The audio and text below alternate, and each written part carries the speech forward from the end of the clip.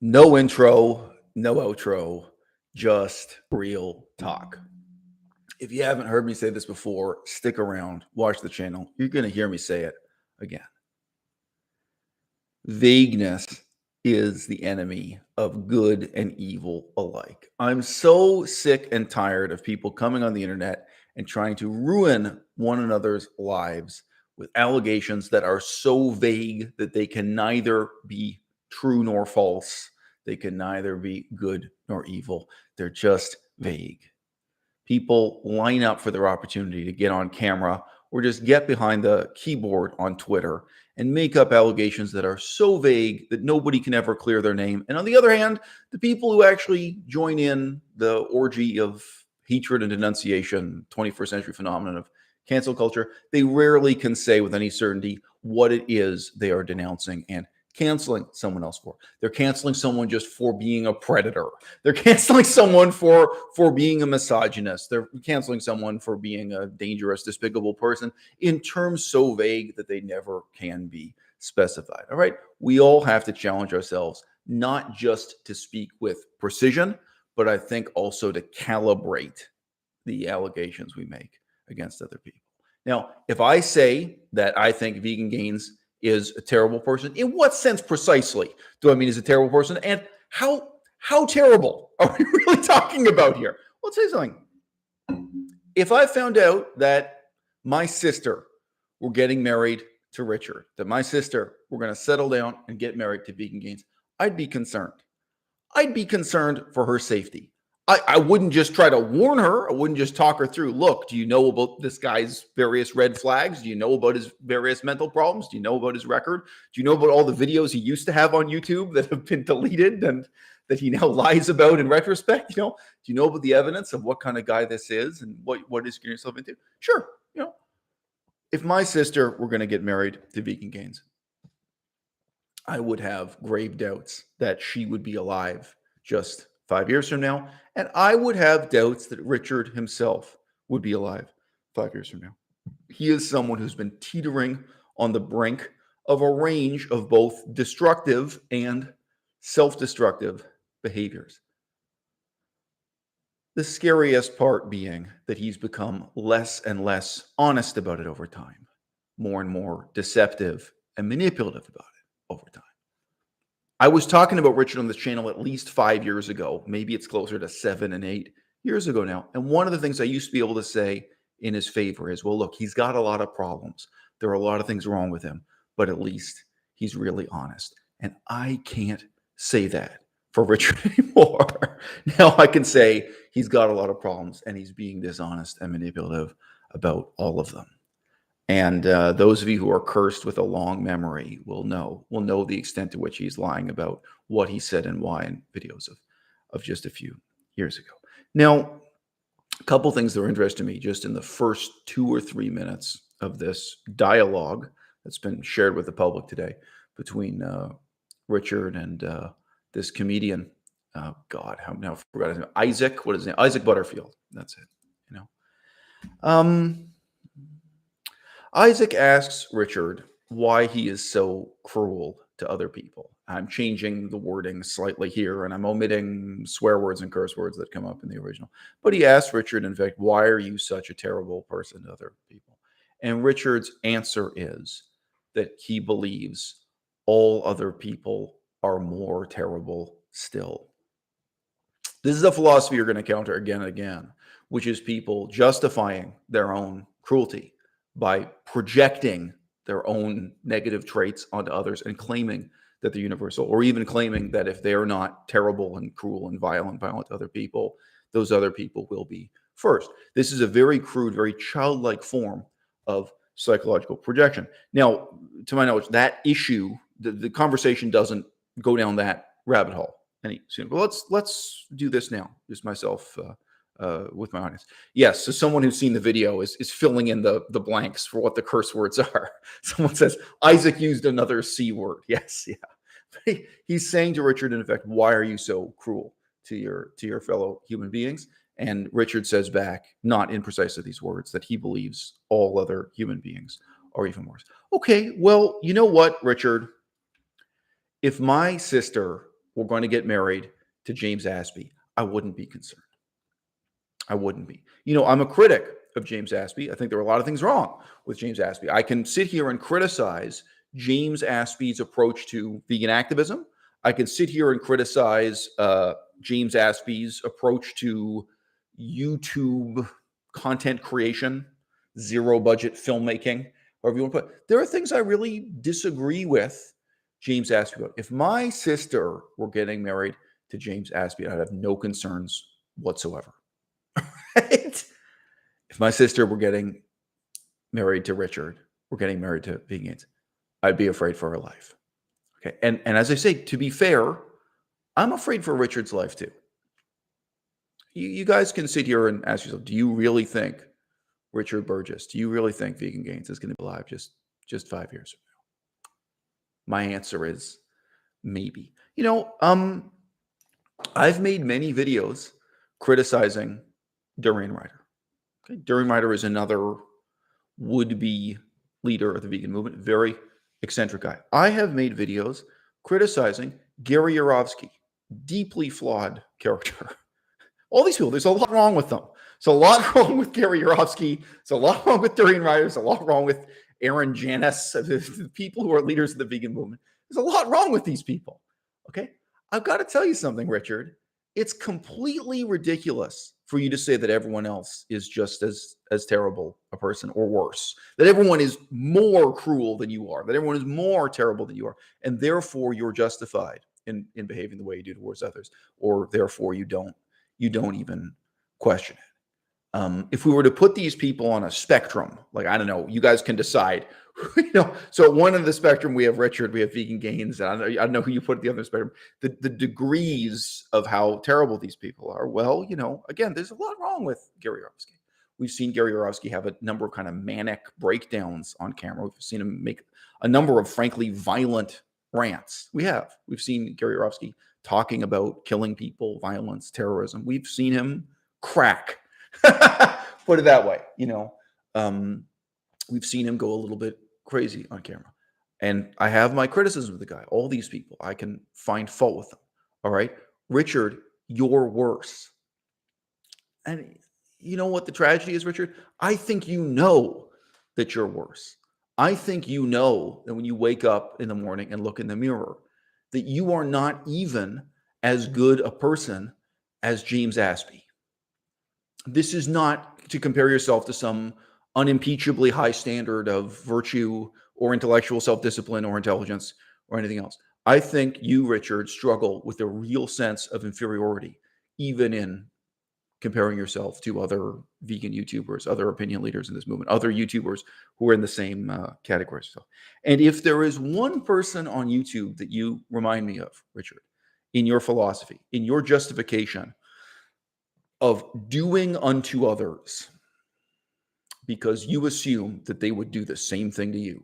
You assume that they would be just as terrible. They would be just cruel. There is only one YouTuber I can think of who has this philosophy in common with you, Richard, and that's Spherage. Spherage, I think properly pronounced Svea, something like this. You know what I'm saying? Spherage, as he is known in English, as his name is mispronounced in English, is an anti-vegan, flat earth YouTuber, conspiracy theory believing YouTuber. How to summarize his content? He advocates for eating raw meat. He's an extremely eccentric character. His philosophy is that you should not treat other people the way you would want them to treat you. All right. That you should, on the contrary, be cruel to others, because he says the only way that you can be happy is through hurting others. That's his philosophy. And it's his fundamental justification for killing animals, whether that's killing them to eat them alive, to eat them raw, or to eat them cooked. He sees the fate of mankind on earth as a perpetual process of cruelty, and that it is only through cruelty that your own vitality can be increased. Your own energy, as he likes to put it, he uses some of this kind of hippie verbiage, is increased by cruelty to animals, inflicting suffering on animals, and cruelty to your fellow man, to other human beings. That's his view of human nature. Now, okay, you tell me, Richard, you know, is your philosophy so different? Like this challenge you were given by Isaac Butterfield, philosophical and intellectual giant that he is, Isaac Butterfield. Isaac Butterfield challenges you by saying, look, why do you treat other people this way? And your answer is that you think they deserve to be treated that way because they're just as terrible a person as the other people in the world. Everyone else in the world, actually, is what he said. That everyone else is an even more terrible person than that he is himself. Well, what about a really simple challenge to that, like do unto others as you'd have them do unto you? Right? That's by no means a rule we can all implement universally in life. We can't treat the Taliban in Afghanistan the way we would like the Taliban to treat us. There are limits to this. There are, but as a very broad, open-ended question, we could ask, what about that, Richard? What is your answer to that puzzle, the puzzle of doing unto others as you'd have them do unto you? I think his answer to that puzzle is fundamentally the same as Syracuse. I think his answer is an ethic and a philosophy of cruelty, and that he feels, even if he can't quite give voice to it in the direct and honest way that Syracuse does, he feels that he has to be cruel to others, not just to make himself happy, but just to stop himself from feeling miserable. And I do think that's why at a very young age he got into cruel and sadistic forms of BDSM.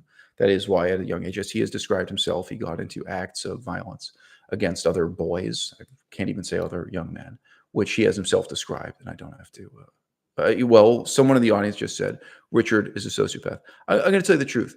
I don't believe the word sociopath means anything more than a stereotype of human behavior. It's a set of stereotypes. I don't think it's medically real. You know what I mean? But I think it's significant that Richard, in reflecting on his own life, that he decided that he was a sociopath. That was his self-assessment. And there's no doubt that his own experience with violence, with cruelty to others, and with BDSM and so on, with his struggles with his own sexuality, that was all part of that self-diagnosis.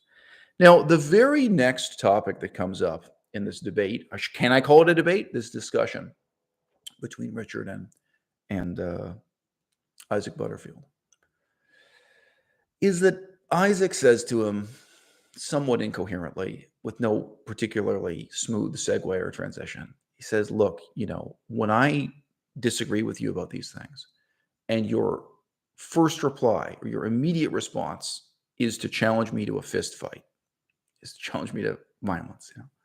He said, don't you realize that makes you sound like a 3-year-old? Obviously, slightly paraphrasing here. So, interesting. It ain't deep, but it's real. If you guys have been watching my YouTube channel since it started, you will know at the very beginning, I made a lot of videos talking about Buddhism as a religion and Buddhist philosophy. Never had a Buddhist monk appear on the channel to debate me. Never. Never once. Never had a professor of Buddhism. Never even had a member of the religion, like a lay Buddhist.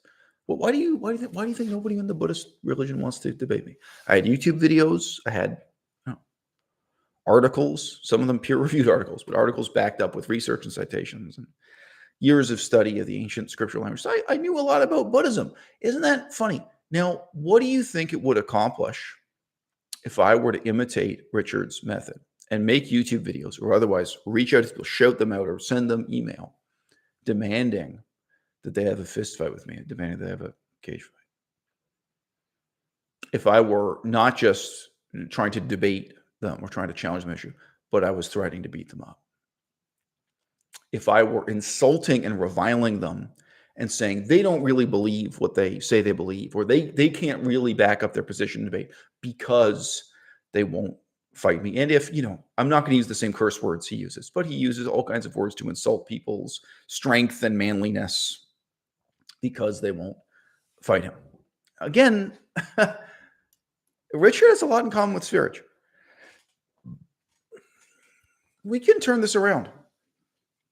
On the one hand, I can ask you hypothetically, well, what if a Buddhist did try to debate me. Let's say a Buddhist monk in robes who's been to university, has a university degree in Buddhist studies. And I respond to him by saying, no, you're wrong. You should fight me in a cage match. No, you're wrong. Fist fight. Like immediate resort to violence. And if you don't, if you back down, if you're afraid, then the insults ensue. What if that were how I were instigating or settling disputes with representatives of the Buddhist faith, myself as a kind of skeptic, I suppose you'd say, in relation to Buddhism? Now, I used a Buddhist monk as an example. Sam Harris. I've made some videos with, by the way, if you search my channel for Sam Harris, I still think those videos are worth watching. I made videos very harshly criticizing what Sam Harris says about meditation, what he says about Hinduism, what he says about Buddhism. I stand by all those videos. Again, sadly, they're still important to this day. Okay. Did I ever once challenge Sam Harris to a fist fight or a cage match? Does that make my position look stronger or weaker? And as Isaac Butterfield said, simply enough, wouldn't that make me look like a 3-year-old if I were saying, Sam Harris, you're wrong. You're wrong about Buddhism and I'm right. You're wrong about meditation, I'm right. You're wrong about Hinduism and I'm right. You're wrong about atheism and I'm right too. By the way, whatever. I have disagreements with. And, if you don't meet me in a boxing arena in a cage match. How about another inversion? What if I get an email tomorrow from a Buddhist monk who says that he doesn't like what I have to say about Buddhism in my videos, and he's the one challenging me to a boxing match? He says I'm wrong, and he's been practicing Kung Fu for 20 years. I have to imagine this. Maybe he's been taking steroids. Who knows? This is a roided out Kung Fu master Buddhist monk who does his own stunts in movies, and he wants to beat me up to settle disputes. Yeah. Now, how does Richard respond to this challenge from Isaac Butterfield? Again, I'm sorry, I do really think this is worth dwelling on, even though it's 5 seconds out of an hour-long tape. And I don't want to talk about the rest of it. I don't even want to watch the rest of it. I don't. Challenged in this way, Richard responds by saying that it wasn't a fist fight in the sense of a fight on the street, like being assaulted illegally on the street, being mugged or something. Richard says that it was a cage match in an arena, and therefore it's no different from challenging someone to a running race, to a foot race, like see who can run. And Isaac Butterfield, to his credit, how do you think he responds? Do you think he responds by saying, oh, wow, that's a really good point. That's a real point. You know what? I actually know a Buddhist philosophy channel, and they disagreed about Buddhist philosophy, these two guys. And so they had a race, and that settled it. That's really, that's great. They met at a track and field stadium, and they ran hurdles. They did the long jump.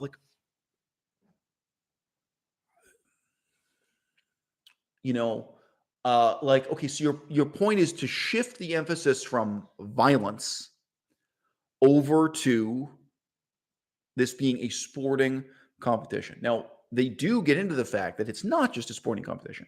In fact, it reflects what Richard says about himself all the time, that he has violent fantasies about hurting these people, that he wants to hurt these people. He wants to punch them in the face. I've heard him say more graphic things about the harm he wants to do to people, that he has these violent fantasies and violent urges, which he shares with his audience liberally. He doesn't feel any need to constrain or censor himself. So it's not the same as challenging him to a foot race. And you could have challenged him to a foot race. You could have challenged him to rowing a boat, and you didn't. But setting that aside, that very good point aside, that tells you a lot about Richard and tells you why you might be worried to have your sister marry them. Isaac restates the same premise, and it's just as true. He says, oh, well, yeah, but can't you recognize that if two people are having a dispute about an ethical issue, about an intellectual issue, about a political issue, if two people are debating or disputing something, and one of them says to the other, yeah, well, I challenge you to a foot race. I challenge you to a race. then that also sounds like a 3-year-old child.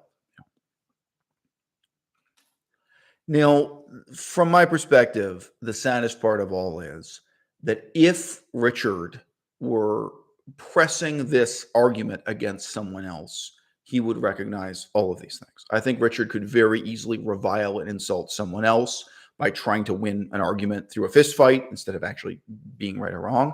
If you have a really long memory, I think from the first year of his channel, there was one situation like that, where there was a bodybuilder who challenged him to a fight, and it was Richard who wasn't so interested in getting into the ring and so on. I think if the shoe were on the other foot, if positions were reversed or something, these same arguments that Isaac is presenting to Richard could himself be offering to other people. But it's him. It's his ego. So he can't and he won't. He can't see any fault in what it is that he's doing himself. So I do have some comments coming in from the audience here. Quote, Vegan Gains doesn't debate. He argues the debate consists of listening to the other side's facts, and he just talks over people instead of actually debating.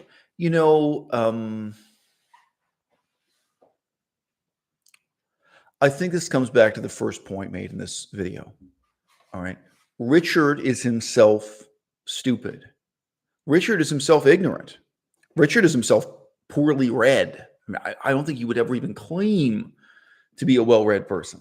He reads Japanese comic books, and they're either erotic comic books or incredibly violent comic books. I mean, the comic books he's reading are not tremendously intellectually stimulating. Richard's sense of self-confidence is based on this childlike projection that everyone else is even stupider than he is, that everyone else is even more immoral than he is, and that therefore he has to punish them. Therefore, he's in a position of snubbing them and, rubbing their faces in the dirt and so on. And that's what comes out, I feel, in his debates. He copes with it in different ways. It's not always the same. But, even when he's trying to be kind to people, which sometimes he does, you can see him fuming. You can see this sense of real, this sense of sort of fictitious superiority that he clings to.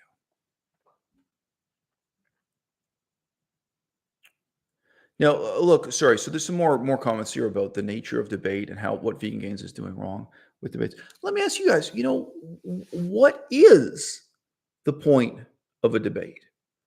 Why debate when Joe Biden stood up and had a debate with Donald Trump? There wasn't a single moment in which Donald Trump said, you know what, that's a good idea. You're right. You know what, I've changed my mind. You make a compelling, not once, Now, obviously, I'm not going to tell you there's absolutely no point to a debate, but I'm here trying to suggest to you that the purpose for a debate, the benefit of what can be had from a debate, it's not what people pretend it is. It's really not.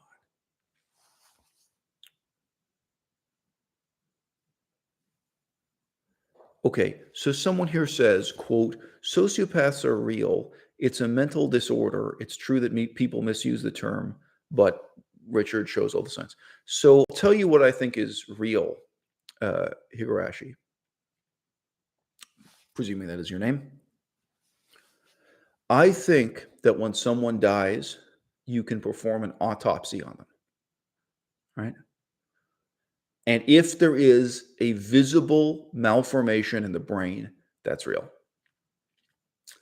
I have met and spoken to several people who had, in that sense, physically real, biologically real mental disorders.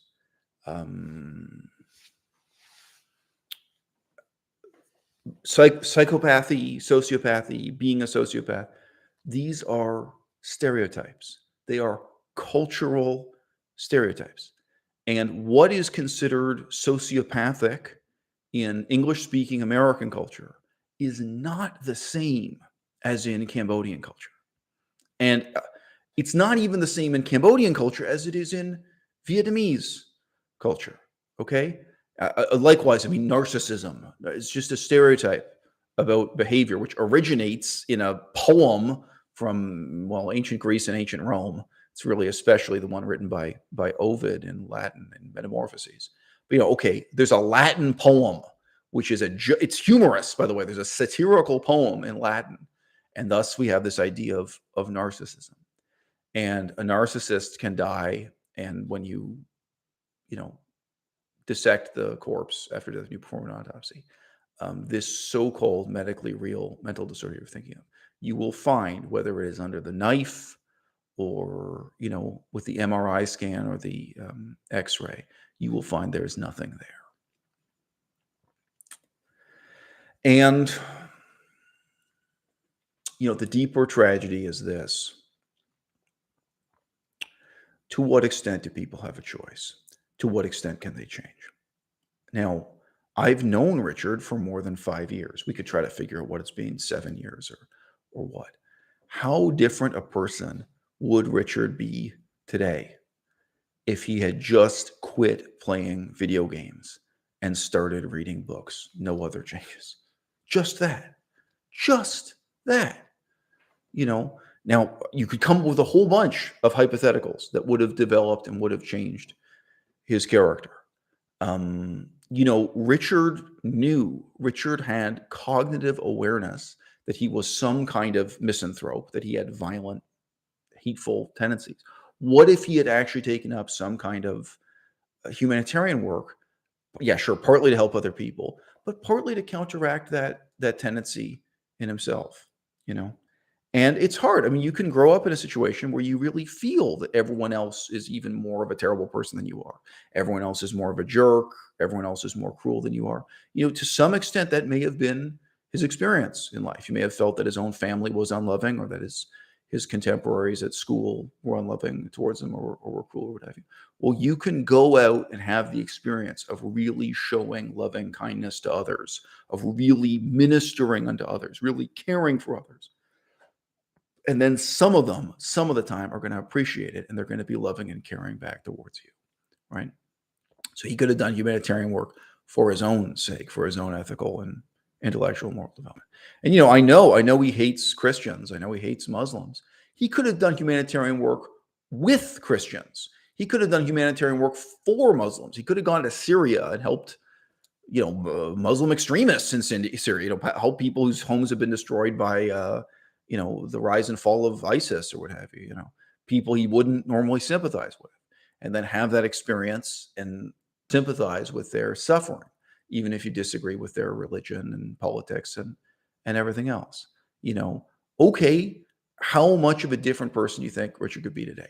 I don't believe Richard's problem is comparable to being born with the plates in your spine fused together so that you can never stand up straight. All right. Richard is a guy who's slumped over in his chair playing video games. He never stands up straight. It's a choice. It is not a choice made in just one moment, right? You live in a cycle where the choices you've made in the past start to become your destiny, where because you've made the wrong choice again and again and again, it seems more and more difficult, or it just seems unthinkable. It seems unimaginable that you're going to make a different choice and really make a change. Now, how much could Richard change? How much could he improve? Of course, I'm skeptical. Of course I am. Right. But of course, conversely, I think he could be a much better person today than he is now if he had made different choices 5 years ago, of course. So you can think about it yourself. Now, to be fair, let's calibrate this. James Aspey. Of course, he could be a better person today if he made different choices 5 years ago. Of course, there's plenty of this to go around.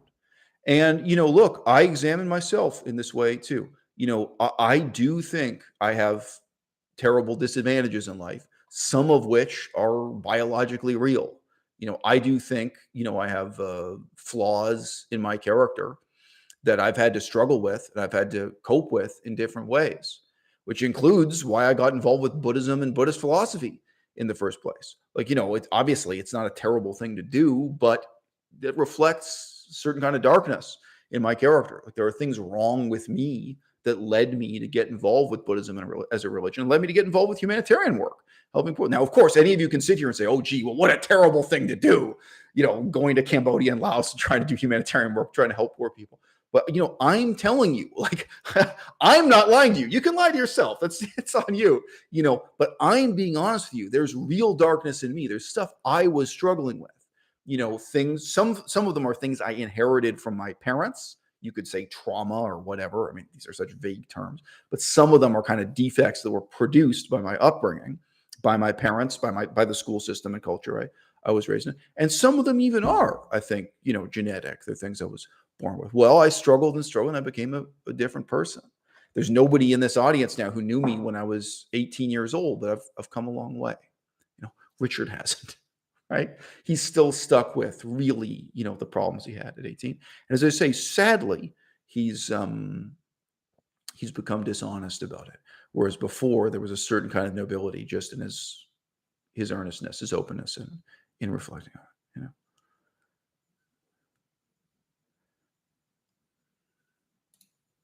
So someone here says jokingly, "Buddhists know kung fu!" Exclamation point. I've lived in Buddhist monasteries. I've spent time with Buddhist monks. Not just doing research with a pen and a piece of paper. And yeah, I mean it's beautiful in its way.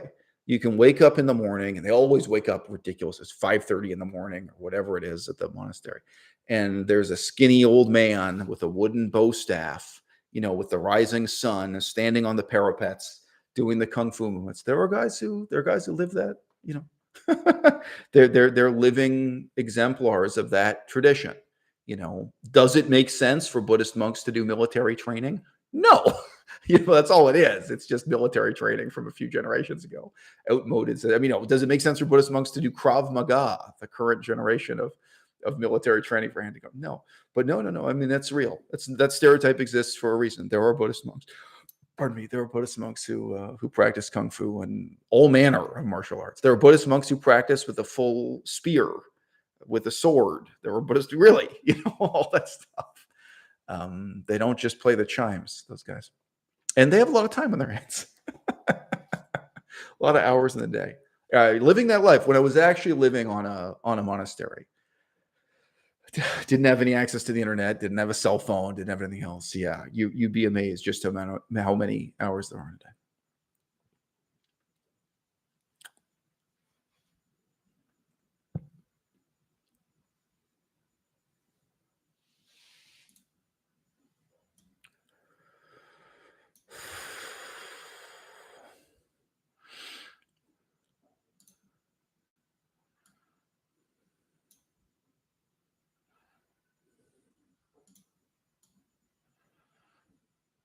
Okay, I can read some of this stuff out. It's no big deal. But people were debating to what extent Richard's defects of character are the result of him having had a bad childhood. So look, guys, I've got to say, there's more than one side to these stories. Did Richard have a bad childhood? Did Richard even have a bad childhood compared to other kids in the same school he went to? Did Richard have a bad childhood compared to his own half brothers and half sisters, like his other siblings? If you look at how they grew up, if you just make comparisons in the same family, I would be incredibly skeptical about that. And, we're all inclined to be self-pitying. We all are. And by the way, I don't really begrudge people when they're skeptical about what I say about my own childhood. I am, in fact, incredibly honest and really accurate about my own childhood. But, I could understand that you wouldn't assume that. You can assume that you would understand that I would be self-pitying and self-centered and diminish other people's perspectives or what have you. But in any case, but compared to anyone else who grew up in Toronto in the same neighborhood, went to the same school, I'd remain skeptical with that. However, one person says, yeah, have you seen Vegan Gains debate? He refutes every argument, and his only comeback is, what's your source? He loses every debate and interrupts. What would that have to do? You see, I'm just saying this challenge, you guys. What you've just observed, there's no connection between that and this concept of sociopath. There's no connection between that and this concept of psychopath. There's no connection between that and having a bad childhood. Like, you think only people who have a bad childhood have this. So I'm just saying this is a kind of self-fulfilling prophecy, you're putting together. Okay. I think there's a very different and, more important critique to put forward when you say Vegan Gains is someone who openly says again and again that he wants to kill people. He's someone who paradoxically, while being vegan, openly says that he wants to kill animals. It's another whole surreal debate. He's someone who has had these really deep, ethical fissures in his life. He's someone who, when he was debating the ethics of abortion, admitted openly that his primary reason for supporting abortion was that he wanted to kill people and specifically kill babies. He said many times that he has these violent urges, especially towards small children and babies. He's also tried to rationalize this and make himself look like a victim in various ways. They're not worth summarizing here. Okay, so, but what I've just described, there's really no contact between that and these problems with incompetence in debate or whatever. We can't really trace any connection between them. I think there is a connection between this and the way in which he takes his own defects of character and insists that they're universal. So, Vegan Gains is something of an anti-natalist. You tell me if he's ever really clarified what his position is on anti-natalism. I think he likes to. I think he likes to be pointedly vague about it. Okay, it would take real humility for Richard to say, having a child is a wonderful thing. It's a tremendous responsibility, and it requires certain redeeming characteristics that he himself just doesn't have. Therefore, he isn't going to have a child. But he has the utmost respect for people who do have the self-discipline, who do have the detachment, who do have what it takes intellectually, ethically, and emotionally to raise the next generation of children. That takes humility, right? It takes humility and it takes self-knowledge. You know what takes no humility at all? For Richard to say that he personally can't have children and can never raise children and hates the idea of raising, he can't cope with it. He lacks the human qualities, and everyone else lacks them also, and therefore the human race should just cease to exist. That anyone who has children is going to be as bad a parent as he would be himself. That nobody can be made happy through parenthood. These kinds of claims. You see, that's the same pattern of self-serving thinking, self-serving, self-centered, short-term, single stage of analysis thinking. That's what Richard is into.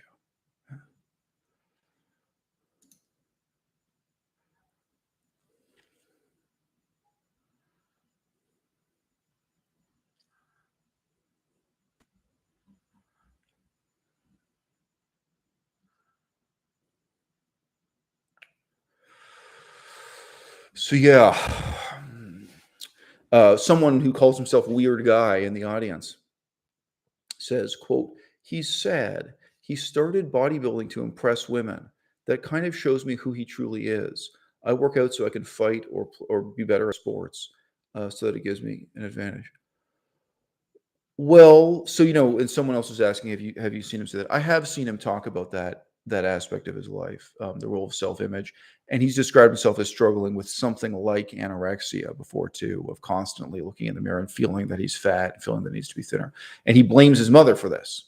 Interestingly, he says that his mother inculcated in him this self-hating obsession with being as thin as possible, and that none of the girls will want him. Nobody will like him if he doesn't starve himself or doesn't eat as little as possible. So he does have body image issues. You know, don't forget, this is also someone who started doing hardcore pornography on OnlyFans and at the same time claimed that he was in the future going to get himself elected to be Prime Minister of Canada, that he would start running in elections as an elected politician. And now I think the most telling thing about that of all, so look, obviously the hardcore porn relates to these body image and ego issues and his relationship to women. Okay, you can analyze it one way or another. I think it's significant that when he states that he thinks he could be a better prime minister than the current prime minister of Canada, that he could win elections, that he would be a better politician than the politicians in his own riding, in his own district, so on and so forth, that is primarily based, again, on him projecting onto other people his own negative personal characteristics, the assumption that everyone else is an even more terrible person than he is. And you know what? Richard, you got to calibrate these judgments. If I compare Richard to James Aspie, if I compare Richard to Darian Ryder, if I compare Richard to Gary Yourofsky, these are all deeply flawed characters. These are all people who have real problems, Richard. You're the worst. You're worse than all these people, you know? And I'm sure that's hard to live with, Richard. But no, if you actually took the time to evaluate and get to know the people in politics, maybe some of them are worse than Richard. Maybe when you put them on a side, maybe there are a few people that are really legitimately worse than Vegan Gains, than Richard. But you're going to have to again come to a kind of very humble conclusion that you lack many of the redeeming qualities that successful politicians have, or that successful politicians should have.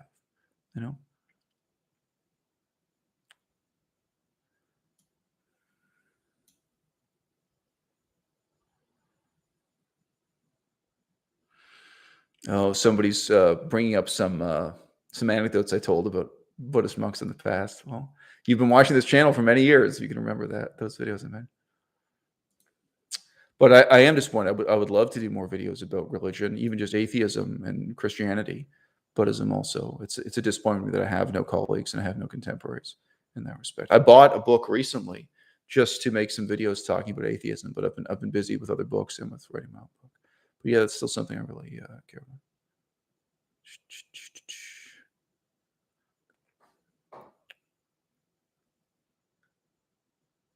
So totally fine, but Frida's saying something that challenges me slightly. Frida says, quote, "I think you are the kind of person that would want to do humanitarian work and would like to benefit, learn from doing research, period. Many people don't care about those kinds of things, period." You know what everyone cares about, Frida? They care about the man in the mirror. They care about the person they're going to become. That's what people care about. I don't know any exceptions to that. People do good things because they want to be a good person. They want to become a better person through doing good things. There are ambitions to change the world. You can have ambitions to do humanitarian work just to help other people. You can have ambitions to do research just to learn things, or just to publish facts so that other people can learn things, just to establish facts that have been hitherto unknown. Sure, there are all those motives, but there is something egoic at the core of all this, which is the question of, when I wake up tomorrow, who am I going to be? Am I going to despise the person I am when I wake up tomorrow? And Richard hates himself. He hates the person he is. He hates the man that he's become. So yeah, I do think Richard has a reason. Richard has an interest in doing humanitarian work. I do think he has a reason to do research too. And I think, it's written all over his YouTube channel. He yearns for a sense of moral superiority over others. He craves and yearns for a sense of intellectual superiority over others. And he tries to make use of, footnoted references to peer-reviewed medical studies and this sort of thing, which he makes, of course, an amateur's ham-fisted use of. He doesn't really understand anything in terms of nutritional science, not even research related to bodybuilding and so on and so forth. He's not even a well-informed amateur on all these subjects, but it still shows that yearning. It still shows that craving. It still shows that desire, either to be a better person or just to be perceived as a better person. So yeah, even someone like Richard, or even someone like James Aspie, they do have a reason to do humanitarian work. They do have a reason to get involved in research.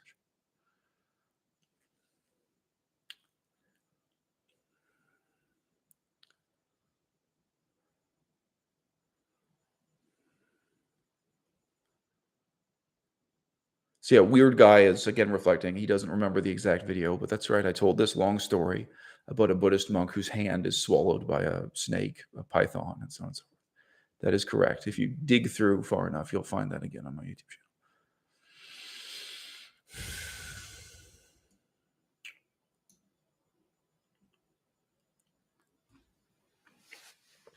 So Sam Walsh says, what would you consider your character flaws to be now, and how do you manage them effectively? Look, who says I'm managing them effectively? Who says I'm winning? Who says I'm doing it the right way? You know, I don't particularly think that I am. You know, I'm really aware that I'm a deeply flawed character. And some of these things I think are innate within me, and I'll never overcome them. You know, um, I think there are. Okay, I'm going to compare this. Let's talk about bodybuilding. All right, you can look in the mirror and feel like you're never beautiful enough. Feel like you're never muscular enough, never lean enough. But for some people, you're never curvy enough, or your breasts are never big enough, or your face is never handsome enough, your face is never beautiful enough. You can always be dissatisfied by these kinds of subjective measurements in the mirror. And look, some people are ugly, and no matter how hard they work out, they stay ugly. And almost everyone, if you don't take steroids, let me tell you something. When you get to be 30 years old, it's much harder to be lean and muscular than it was at 20 years old. And when you get to be 40 years old. So even if you were satisfied with what your body looked like when you were 25, maybe you're going to be miserable when you're 30. So a lot of people struggle with this looking in the mirror. But you know what? There are objective measurements for physical fitness where you can say, okay, this exists in the real world and that's enough. So if I can do 200 push-ups, and by the way, I do the push-ups with my feet elevated way the hell up. So it's not like a normal push-up. You're lifting much more your body weight, but regardless, if I can do 200 push-ups and if I can bench press 200 pounds in my 40s, I'm okay. I'm in shape. You know what I mean? You can just have a list of exercises of amounts of, empirically real weight that you can lift. And you say, okay, that's it. And look, maybe I'm going to get uglier and uglier. I think if we're being honest, there's no maybe about it. We all get old. You can get uglier for a variety of reasons. Okay, it's fine. I'm in my 40s, and when I'm in my 40s and doing 200 push-ups a day, this is what I look like. And maybe that's it. Maybe that's all you're cut out for biologically, and then you can have detachment of that. You can be at peace with that. Richard himself, Vegan Gains, is an example of somebody who will never be at peace with that. And I think if he writes the number on the wall, bench pressing 200 pounds, he'll be unhappy with the number. And if he writes 200 push-ups, he'll be unhappy with the push-ups. And I think he does look at other guys on Instagram. You've seen it in some of his YouTube videos. I think he does feel jealousy and envy towards other bodybuilders and other men who are more handsome. I don't.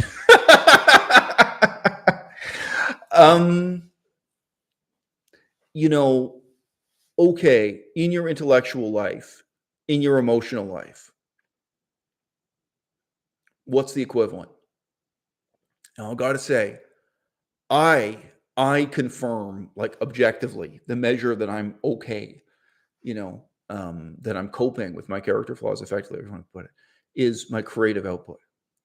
Can I really be a creative person? And that doesn't rely on the audience. It can be that I'm writing poetry. In the 21st century, nobody's going to read your poetry. The market for poetry is incredibly small. Like, it can be that I'm writing poetry.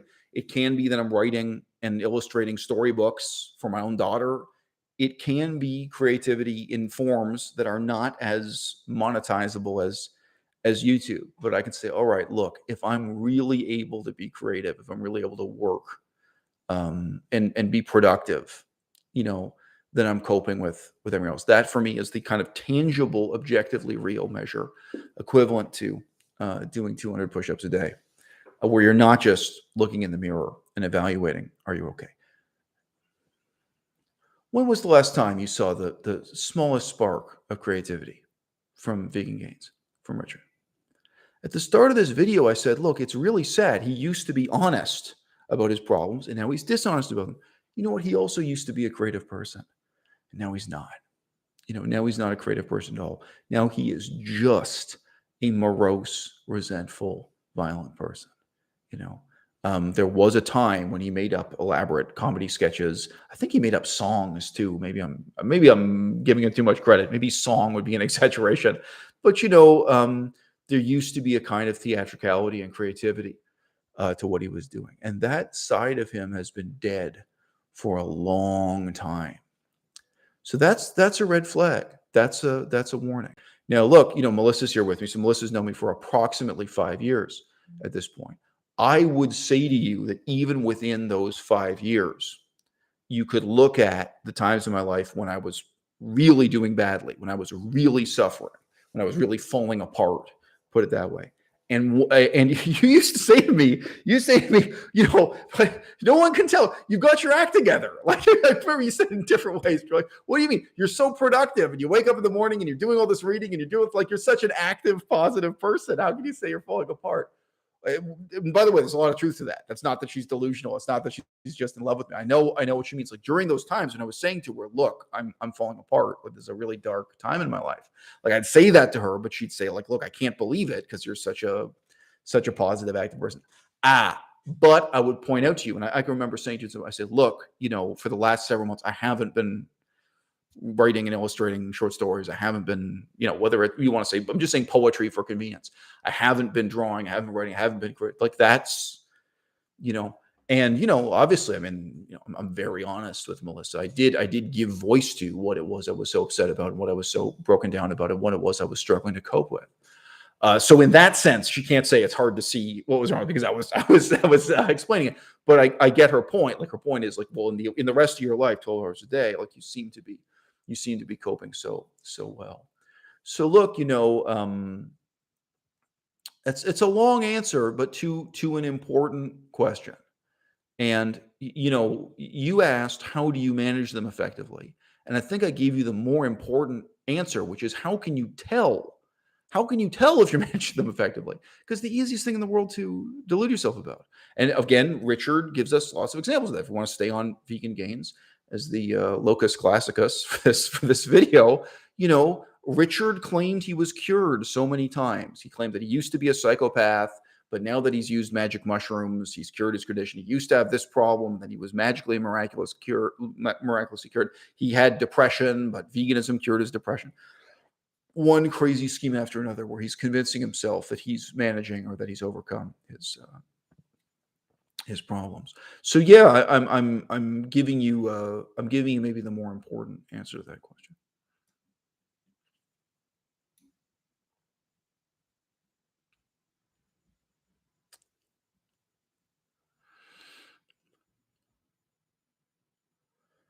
Okay, so Weird Guy says that he regrets his bad childhood.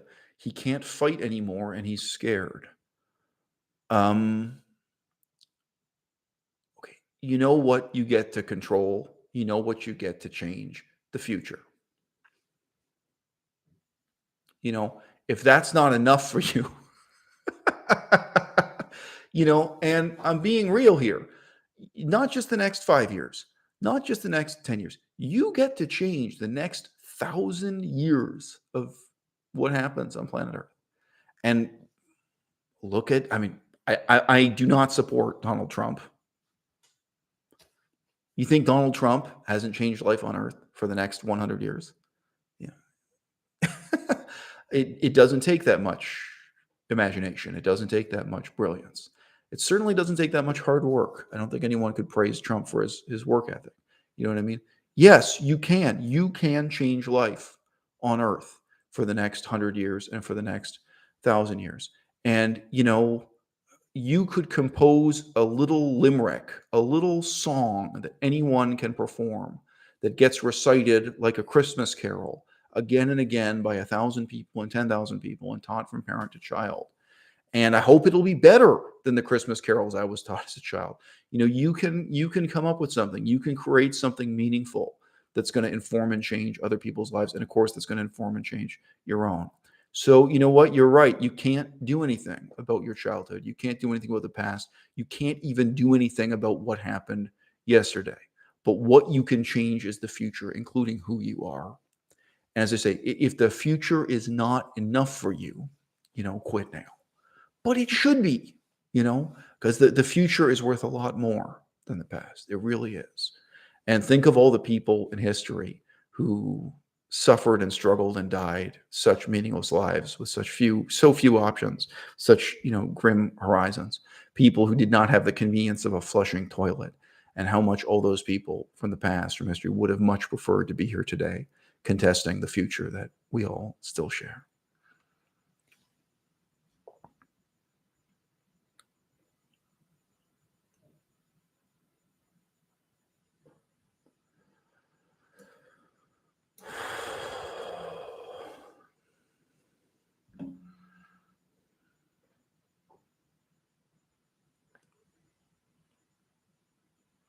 So Frida asked a great question. Obviously, there's a bit of delay here. I'm answering some questions that were asked many minutes ago. She asked, quote, but what is he actually doing to become a politician? So the point is he had stated in this grandiose way that he would be elected Prime Minister of Canada.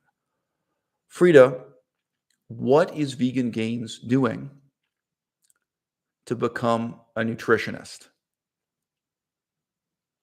What is Vegan Gains doing to become a bodybuilding expert? What is Vegan Gains doing to become an actor?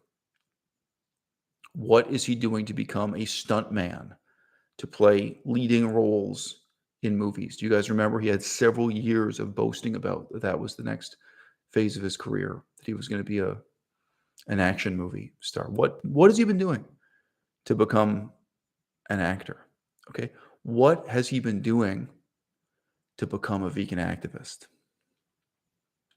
What has he even been doing to become a successful YouTuber? All right. With all of these things, he's been doing nothing because he's a person with no positive ambition. And you can see that. You can see that every day, you know. So no, he's not doing anything to become a politician, but he's also not doing anything to become well-read in any of the fields that he likes to hold court on, that he likes to sit and share. Lord his superiority over others on, you know.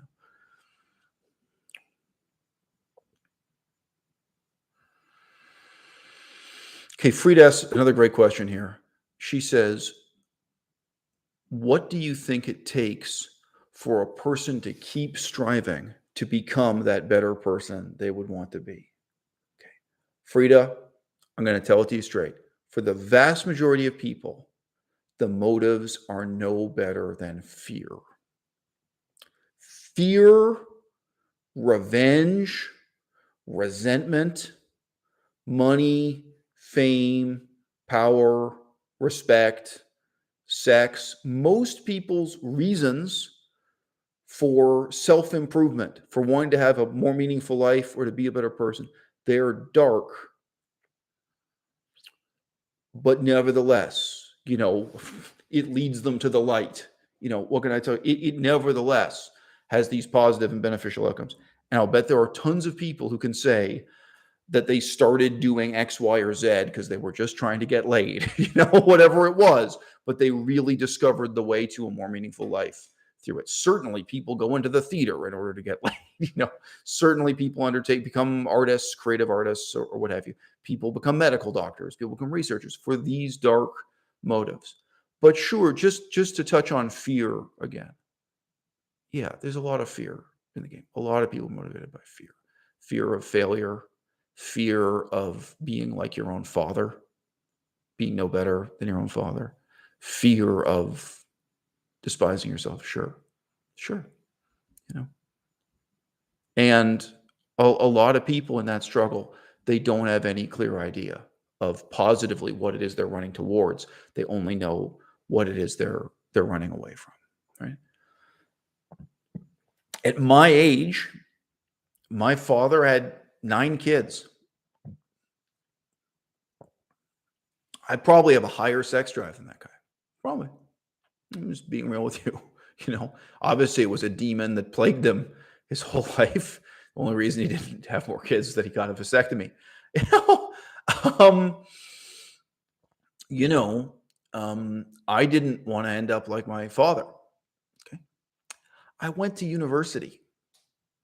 I didn't want to end up like any of my professors.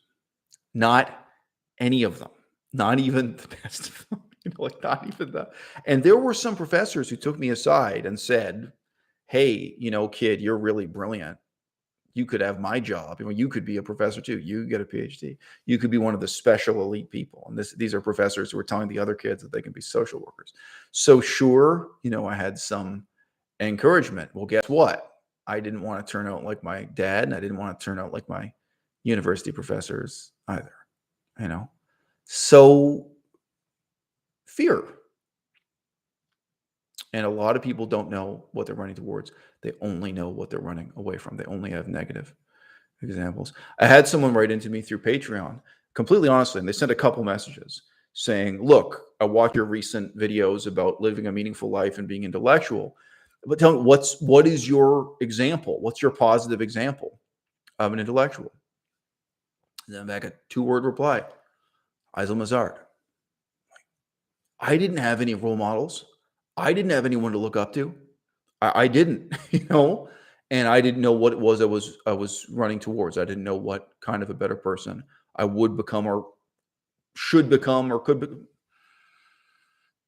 I only knew what I was avoiding, what I was running away from. But I was motivated. Melissa and I talked about that today from a totally different set of angles. I think during our walk today, we were talking about those issues.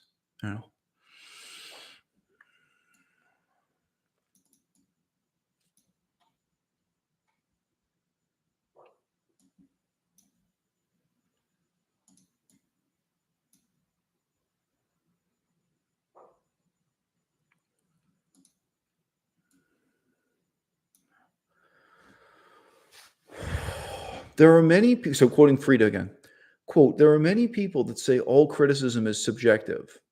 I disagree, just like you say, there are objective measurements for anything. And this can be very positive to this.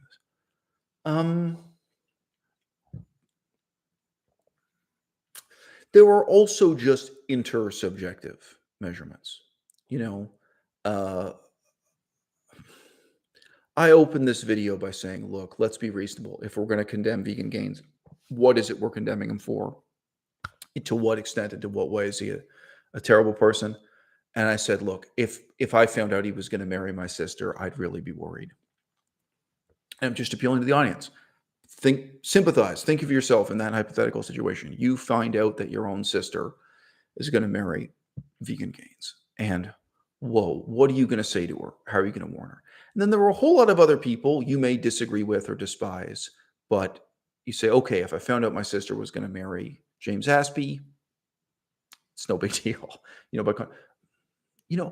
So that's not objectively real. It's not. It's intersubjective. But that's a judgment we can all share in, and we can all, compare notes with each other. And look, you know what the tragedy thing is? I think Richard would agree. And I think we've all heard Richard analyze his own mental problems enough, his own struggles with violence, his own struggles with his own sexuality, his own struggles with his own body image. We've heard him say that he considers himself a deeply flawed and somewhat dangerous character who's prone to losing his mind, going insane, hallucinating, fits of rage, so on and so forth. His descriptions of his own hallucinations are very serious. By the way, in the past, he tried to attribute his hallucinations to caffeine, and he tried to claim that he'd cured his hallucinations through dietary change and by taking mind-altering drugs like magic mushrooms and having hallucinatory experiences. He's made all kinds of outlandish claims about how he's cured and how he's moved on, he's progressed. And then we hear a few weeks later or a few months later that tragically he's had to admit to himself that he hasn't made that progress. So I think Richard himself, if he were in a reflective enough mood, could agree. Yeah, you know what? I understand. If our positions were reversed, if I found out that a guy like me was getting married to my sister, I would agree. I challenged Richard. You guys may or may not remember. I said to him, look, Richard, this is the stuff you've told us about who you are. And you say you're going to own a gun. Do you believe we should live in a society where someone who has this checklist of symptoms should own and carry a firearm? It was just the list of mental problems you have admitted struggling with yourself, that you have described yourself struggling with. Is that someone who should own and carry a firearm? He's described having paranoid delusions of feeling that someone's attacking him if they just shake his hand, that a stranger comes up and is happy to see him, is happy and smiling, shakes his hand. And he has the paranoid delusion that this person is trying to kill him, that this person is going to stab him, and he wants to defend himself or wants to punch this person. He is described struggling with those paranoid delusions, sometimes combined with hallucinations. Okay, is that someone who should be carrying a gun, Richard? If we're talking about someone other than you, but when we're talking about him, right, he's incapable of that kind of reflection. Now, likewise, this whole act he has of challenging people to a cage match, if anyone else were doing it, frankly, when Durian Rider was doing it, I think he disapproved of Durian Rider doing it. He could see the fault in it when other people were doing the same thing. Stephanie asked, will we ever see any of your drawings? We could do that for this Sockmas. We could upload to YouTube or upload as a PDF. The Sockmas children's storybook could go through and illustrate that. Yeah, Sorry, I'm not going to digress into an autobiographical thing about that, but there was a time when I assumed working on improving my own drawing would be a big part of my life. But just as I was disappointed that the college here that teaches you how to bake bread was so terrible, the colleges available to me to learn how to draw or improve your ability to draw were also terrible in Canada. So I am purely self-taught, but there is a sense in which, yeah, you can see my peculiar intellectual character in my drawings too. Happiest Vegan on Earth says, quote, I don't understand why Richard's channel hasn't been taken down with all of his violent speech / behavior. Well,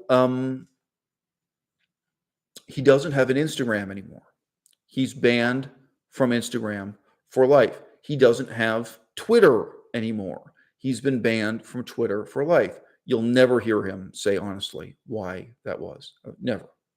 Right? So there are many other platforms he's been banned from, that he's been kicked off of. Not YouTube, or not yet. I do not watch his live streams. He does these long format live streams, but I've had people writing into me and saying, look, if you can sit through these things, he breaks YouTube's terms and conditions. You know, he breaks the guidelines multiple times in each live stream, which is obviously easy for me to imagine.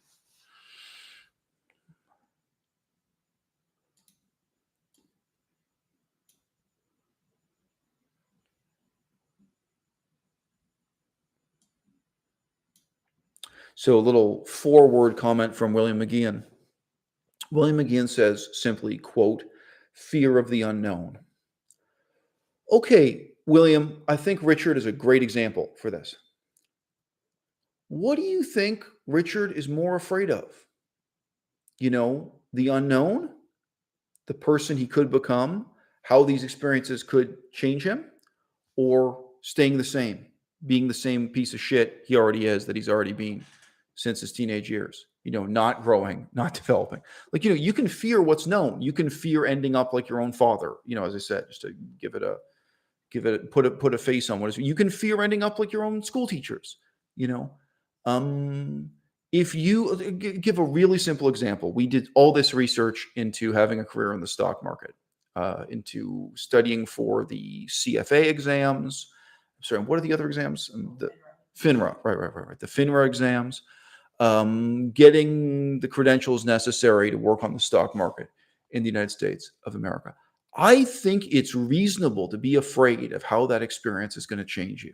You know, if you start devoting your time and energy to doing these mathematical equations and thinking about how you can make money on the stock market, you are going to change no matter who you are. If you don't already have that background, you know what? You may fear that change. I find it very difficult to believe that Richard is afraid of that change. I find it very difficult to believe Richard would be afraid of going to Thailand or going to Cambodia or going to Africa or going to Saudi Arabia.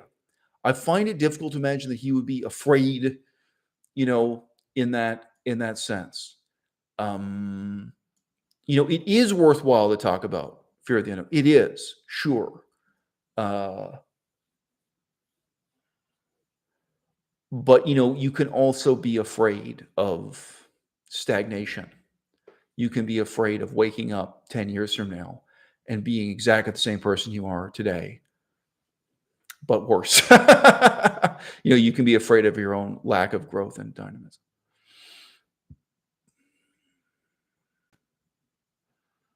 Yeah.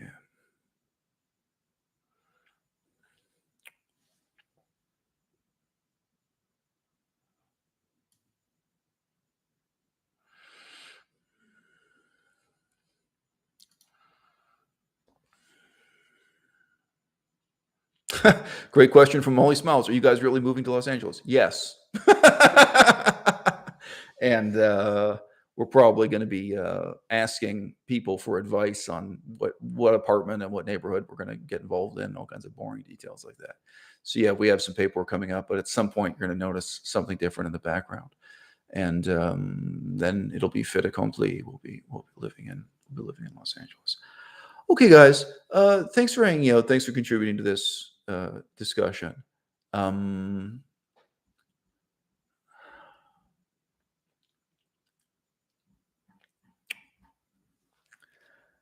You know, I learned today something I'd never heard before. I was totally unaware that Yemen was formerly a communist country. Now, for someone in my position who studied the history and politics of communism for so many years and talked to so many experts, professors and otherwise, read so many books, and someone who's also read quite a lot about the politics of Saudi Arabia and Yemen, it is astonishing to me that I was completely unaware until today that South Yemen formerly was a communist country. Communism is bad. The government of Saudi Arabia, the government of the Houthi rebels in Yemen, the government of the tyrannical Muslim majority in these countries, Saudi Arabia and Yemen, regarded collectively as having a population of over 60 million people. It's so bad that you can see communism as an improvement. You can look at that and think, how would the civil war in Yemen today be different? How would the whole situation for Yemen and Saudi Arabia and the whole of the Muslim world be different if Yemen had remained a communist country or under communist dominion, one way or another? Richard is such a terrible person. He is such a bad person. He is so stupid. He is so dishonest. He's so malevolent that he puts himself into a debate with these other terrible people, and he ends up making them look good by contrast. I did not think I would regard Isaac Butterfield as a sagacious person. But here we are staring at the contrast between him and Resher, between him and Vegan Gains. And, Vegan Gains is just such a black hole of a person. He's such a dark void of a human being that pretty much anyone you have sit down next to him, by contrast, seems to glow with their own kind of morally positive light.